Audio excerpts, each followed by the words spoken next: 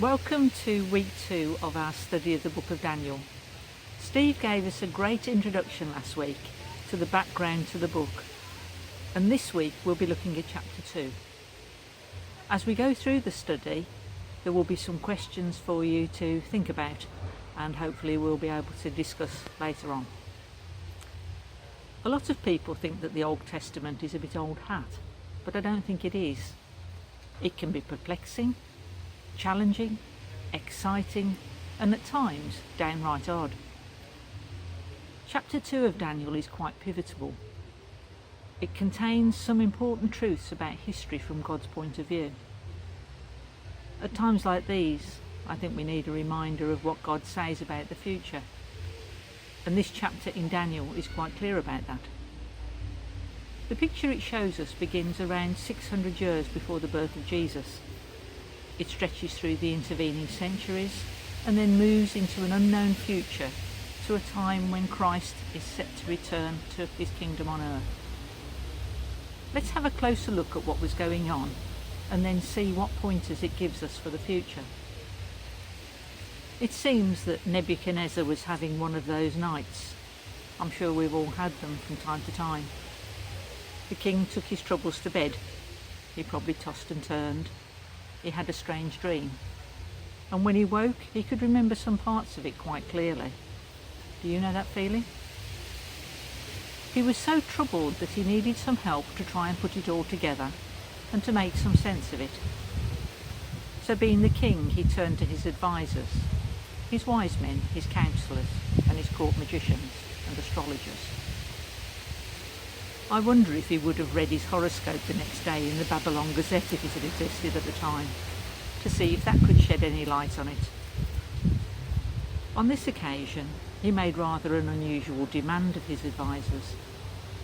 He didn't just want the dream to be interpreted, he wanted them to tell him what the dream actually was. I think he wanted to make sure that they weren't just going to be spinning him a tale. After all, they were supposed to be in contact with the Empire's gods. They should receive messages from the spirit realm.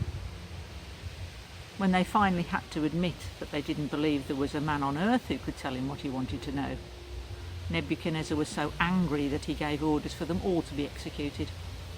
And not only them, but Daniel and his friends as well.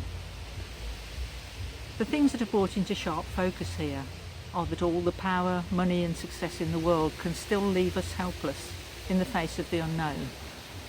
That there are times when all the human wisdom in the world isn't enough to help us when a crisis strikes. Look at the current pandemic. Also, there's a question of an inner hunger, a God-shaped hole we have in our hearts that can only be filled by inviting him into our lives and asking for his help and guidance. Fearing for his and his friends' futures, Daniel went to the king and asked for extra time so he could bring the situation to God in prayer and to ask for his help. He knew this would take time. If God was going to help him, it would happen in God's time, not his and not the king's. Daniel also asked his friends to pray with him. Why do you think Daniel did that? Why didn't he just pray on his own? We don't know the time scale involved, but God did explain to Daniel in a night vision what the king wanted to know. Daniel praised God and thanked him for revealing the truth to him. He went to the king and, taking no credit for himself, explained that the real and only God in heaven had told him what the dream was and what it meant. Why do you think Daniel didn't just take all the credit for knowing interpreting the king's dream for himself? The dream was simple but strange. The king saw an enormous statue made of 4 different metals: a head of gold, chest of silver, belly and thighs of bronze, legs of iron, and feet and toes of iron mixed with clay. The statue wasn't doing anything. It wasn't moving or speaking. Clearly, the important feature was the different metals. Suddenly a stone strikes the statue at the feet, shattering the entire image. The pieces are blown away by the wind, leaving only the stone, which becomes a mountain and then fills the earth.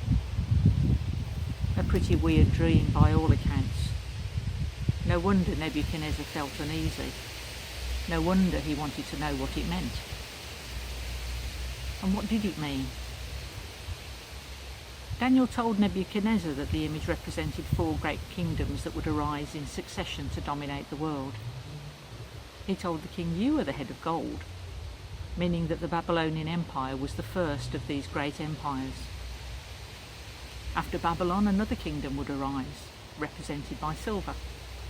Then a 3rd kingdom shown as bronze, and finally there would be a 4th kingdom, strong as iron, that would crush all in its path. But the feet and toes were made partly of iron and partly of clay, which meant this kingdom would become divided and then weakened over time. The stone that smashes the feet of the kingdom, breaking them and toppling the whole statue, was one that hadn't been cut by human hands. This represented the future kingdom of God, which, once established, would rule forever. You might remember that Jesus referred to himself as the stone that had been rejected by the builders, but as we know, he was actually the cornerstone. If you want to read about this, you can find it in the Gospel of Matthew, chapter 21, verse 42. While the dream God gave King Nebuchadnezzar spoke of 4 great kingdoms, the names, other than the fact that Babylon was mentioned as the first, are not given. The next 2 of these kingdoms would be revealed in a vision that God gives to Daniel around 40 years after this story, and which we can read about in chapters 7, 8 and 11 of the book of Daniel. Why do you think God chose a pagan king to receive this dream? What do you think that God was trying to teach Nebuchadnezzar through the dream? And was Nebuchadnezzar's dream and the prophecy delivered by Daniel accurate? Clearly the Babylonian Empire existed, as did the next 2 empires identified in Daniel's vision. Babylon was replaced by the Medo-Persian Empire, which was in turn then conquered by the Greco-Macedonian Empire led by Alexander the Great.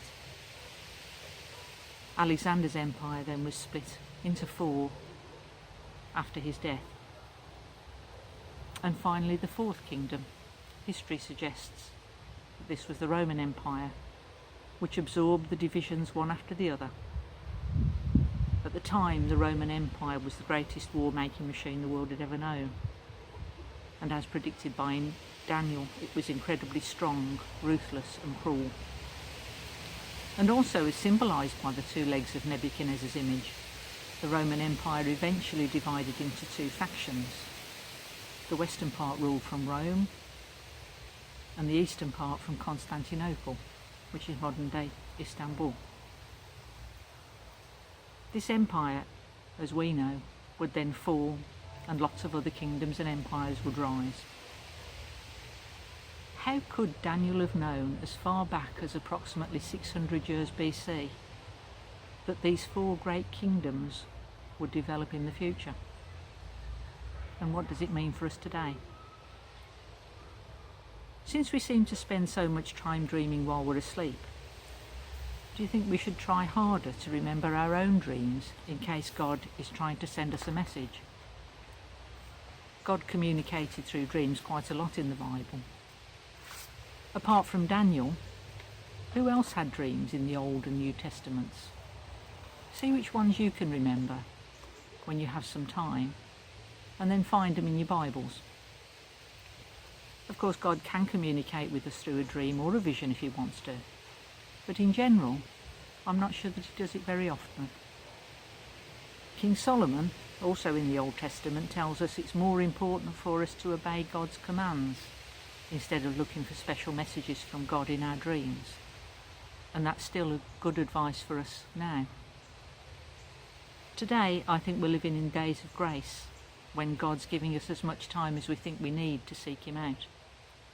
But as Jesus reminds us in Matthew chapter 24, verse 36, no one not even the angels nor Jesus himself, knows the days or hour of his return. Only God knows. So I believe we need to ask ourselves just how much more time we have left to build our relationship with God. The rest of our lives, or just one day? It's a sobering thought. If he comes tomorrow, are we ready? We think history is determined by earthly rulers, but it's not. I think the message of Daniel is clear. History is determined by the hand of God. Every ruler or government thinks that he, she or they are calling the shots. But as we see as our study of Daniel progresses, the bigger they come, the harder they fall. In Psalm 75, verses 6 and 7, we hear, "No one from the east or the west, or from the desert, can exalt a man. But it is God who judges. He brings one down, he exalts another." The great statue of Daniel teaches us that in God's world, he's in control of the flow of history. Empires rise and fall in accordance with his plan. What other rulers or kingdoms in recent years have thought themselves invincible or untouchable, and have treated their own people and other nations or cultures cruelly without justice or mercy? And what's happened to them? Nothing happens by accident. God uses Nebuchadnezzar, a pagan ruler, to reveal his plan for human history, and received his praise as a result. When we see the evils and injustices done by many people in this world, it's often hard to see God's hand at work. But Daniel reminds us that God sometimes stands in the shadows, working out his plan, even in the darkest moments of life. If the events of the last few months haven't made that plain to us, then I wonder what God will have to do to get through to us. We hear in the first letter of John in the New Testament, chapter 2, verse 17, "The world and its desires pass away, but whoever does the will of God lives forever." And at the centre of history is Jesus. His first coming changed the world. His second coming will bring history to God's climax. So if we know all the facts of history but don't know Jesus, then I think we've missed the point of history itself.